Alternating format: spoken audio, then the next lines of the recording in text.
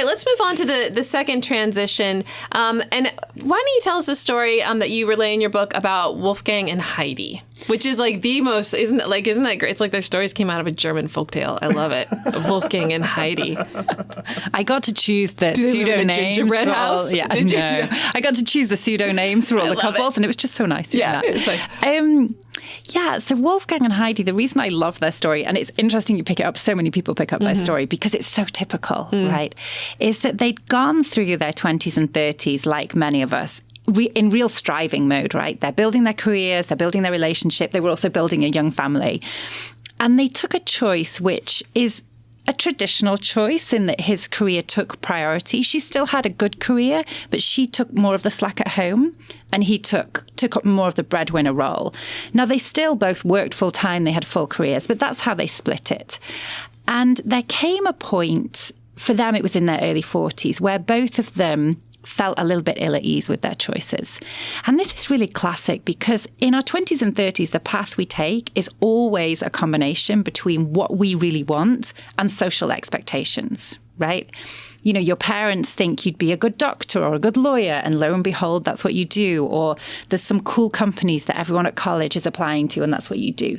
So this path, and it sometimes serves us well, and it served Wolfgang and Heidi well. They were doing well, they were enjoying themselves, they were growing a lovely family. But oftentimes at that period of mid-career, we take a step back and think, is this really the path we want? And the answer for both of them was no. In different directions, right? For Heidi, she'd invested a lot in the family and she was still ambitious and she felt, I really want my shot of pushing a bit harder in my career.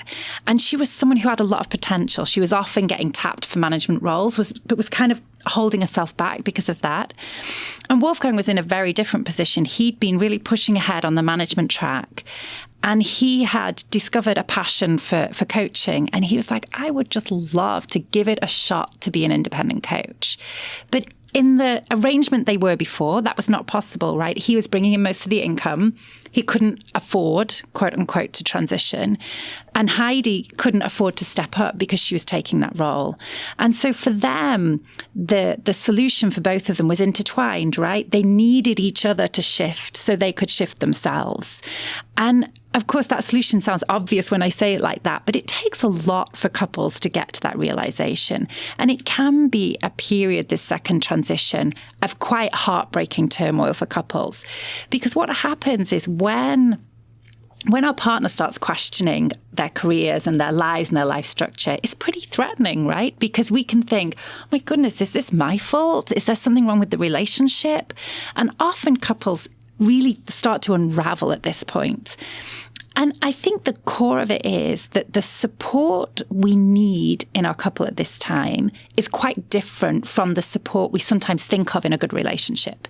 So if we think of what is a good supportive relationship, we tend to think of, it's a very British expression here, but the tea and sympathy model, right? That my partner's a good partner if they plump up my self-esteem and make me feel good about myself.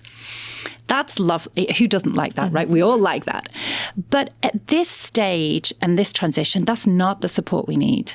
Because what that support does is keep us close and keep us in the comfort zone. But when we're questioning, what do I really want to do? What's my direction? We need to get out there and test new things and explore new fields.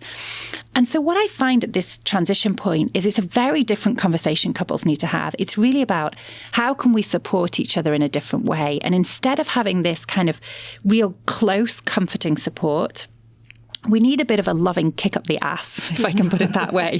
Now, there's a technical term for this, which is we need a secure base relationship, which means, yes, we have that comfort and support, but we also have the push away to say, you need to get out of the comfort zone, which means the comfort zone of our relationship, and out and look at different options and think of different ways forward.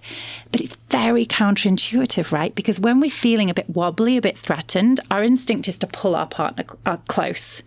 And this is exactly the opposite, right? It's almost a push away from the relationship. But what I found, and this is what Heidi and Wolfgang did really well, was when they could bake that kind of support into their relationship, both partners fared better. because both could go and kind of explore and really think through these questions of direction. And then they could come back to the security together and figure out the way forward. So it's a very different way of thinking about how we support each other. There was another couple in this part of the book that you talked about where the wife wanted to go out and explore more, and so she was staying out late at networking events, and she was meeting new people, and her husband at home was feeling, it sounded like, he was getting jealous of this time away. He was feeling like she's off exploring new things and I'm still staying here at home, helping keep the home fires burning or whatever. And so it feels like this is an opportunity that push and pull can be extremely fraught. And also with these couples in this chapter, it also seemed like it took a really long time for them to even have these conversations of, I think I want to explore more in my professional life. And so this whole time, the other partner was sensing this tension. Yes. But maybe they're thinking they're having an affair, or maybe there's other things. Like there's all it just sounds like a really fraught time. And you talk about how this is a really great opportunity to get divorced.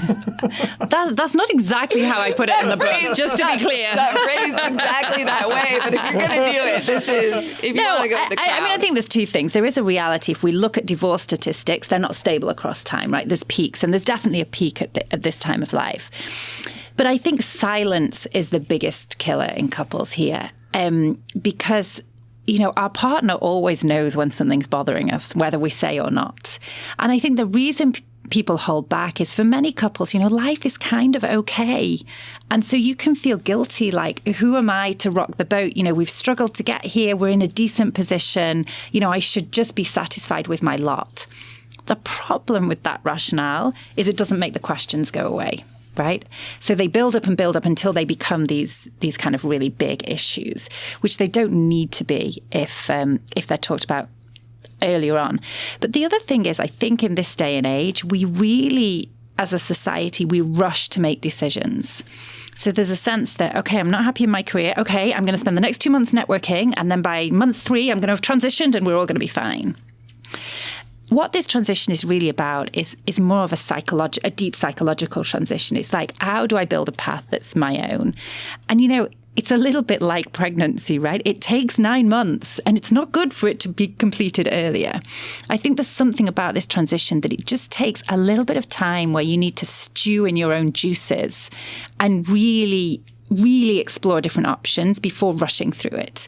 And if you rush through it, there's this premature birth, if I can use that analogy, that's not particularly helpful.